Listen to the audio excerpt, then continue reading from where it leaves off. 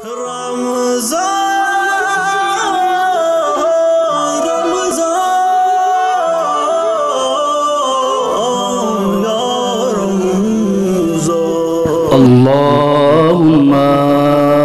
صل على محمد وآل محمد. بسم الله الرحمن الرحيم.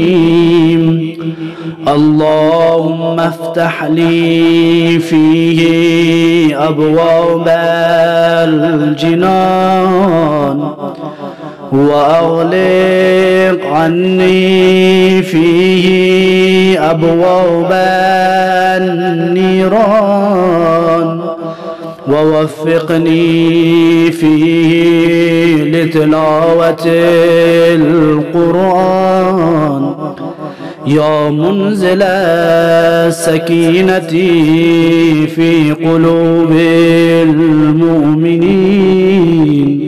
اللهم صل على محمد وآل محمد.